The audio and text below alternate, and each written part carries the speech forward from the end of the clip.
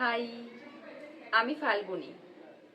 এর আগের একটা শর্ট ভিডিওতে আমি জানিয়েছিলাম মাত্র 3 মাসে আমি কিভাবে 15 কেজি ওয়েট লস করেছি। আমি যেইভাবে ওয়েট লস করেছি সেটা কিন্তু সম্পূর্ণ ঘরোয়া পদ্ধতিতে ছিল, মানে ঘরোয়া খাবার খেয়ে এবং হোম বেসড কিছু এক্সারসাইজ করে। আমি কিন্তু কোনো রকম সাপ্লিমেন্ট ইউজ করিনি, পুরোপুরি ঘরোয়া খাবারই ইউজ করেছিলাম। এবং আমি আজকে কী কী আমি খাবার খেতাম, কী কী এক্সারসাইজ করতাম, কোন কোন অ্যাপ ফলো করতাম, সবটাই বলতে চলেছি। তো ভিডিওটা শুরু থেকে শেষ অবধি দেখো। ডায়েট শুরু করার আগে আমাদের প্রথম 3টে জিনিস মাথায় রাখতে হবে। First, no sugar. Second, no maida. আর থার্ড, অয়েল খুবই লিমিটেড খেতে হবে। যেমন আমি দিনে আমার অয়েল অ্যালোটেড ছিল 20 ml। আমি 20 ml এর বেশি অয়েল রান্নায় ইউজ করতাম না। আর আমি ডিপ ফ্রাই বা অয়েল ইউজ করা ফুড খুবই কম খেতাম। আর আমাদের আরেকটা জিনিস খেয়াল রাখতে হবে, আমাদের প্রত্যেকটা ইন্ডিভিজুয়ালের বিএমআই কিন্তু আলাদা। বিএমআইটা কি? বিএমআই হলো বডি মাস ইন্ডেক্স।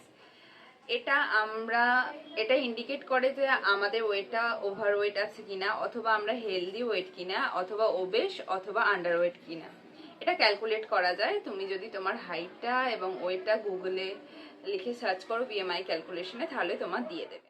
তুমি বুঝতে পারবে যে তোমাকে ঠিক কতটা রিডিউস করতে হবে একটা হেলদি ওয়েটে আনার জন্য। ঘরোয়া কিছু এক্সারসাইজ করে বা যোগা করে তুমি কিন্তু ওয়েটটা লস করতেই পারো। এটা ম্যান্ডেটরি নয় যে জিম জয়েন করতে হবে। সেটাকে আমরা অনেক সময় ওয়ার্কলোডের মাধ্যমে বা আমাদের কাজের শিডিউলের জন্য আমরা কিন্তু সেটাকে মেনটেন করতে পারি না।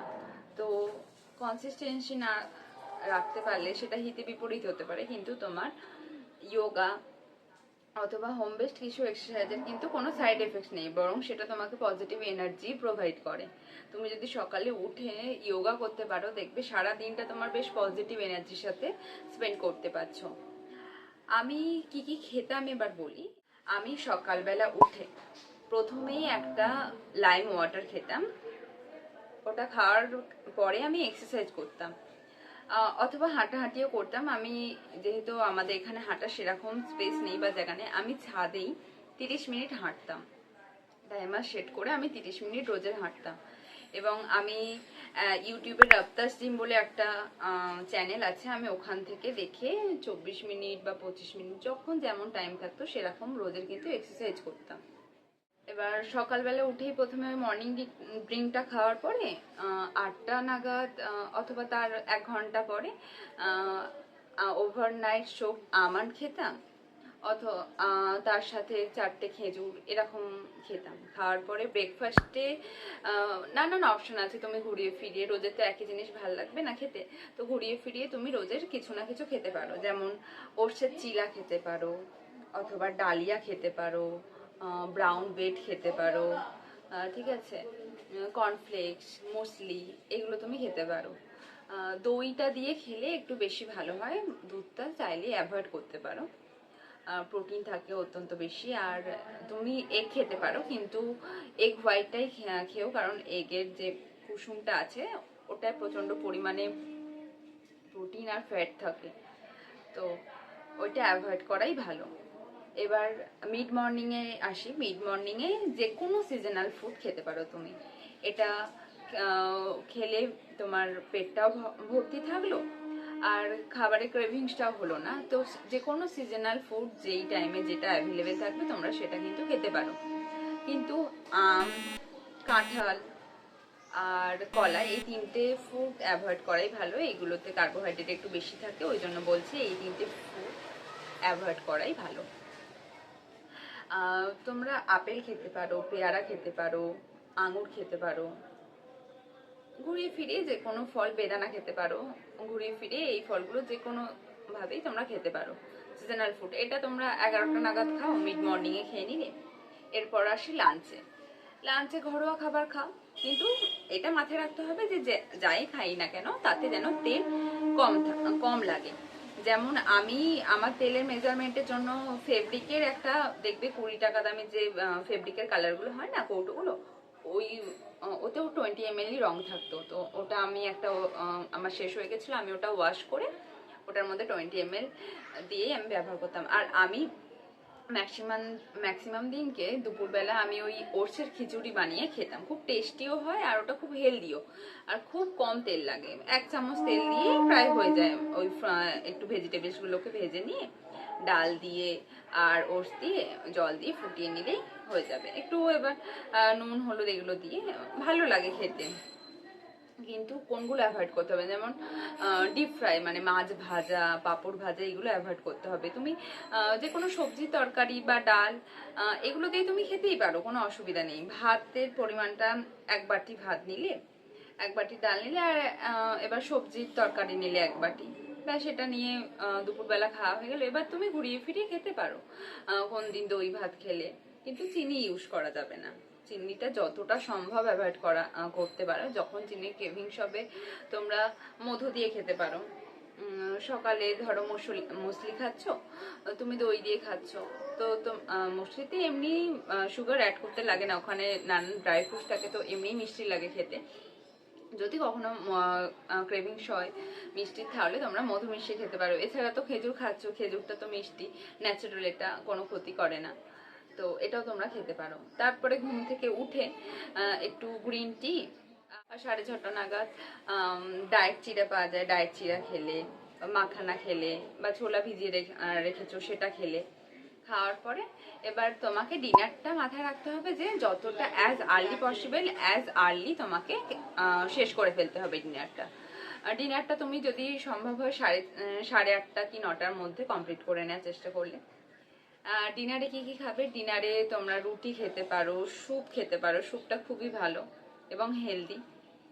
রুটি খেতে পারো কোনো ভেজিটেবলসের সাথে, সিজনাল ভেজিটেবলসের সাথে স্যুপ খেতে পারো, ওটস খেতে পারো।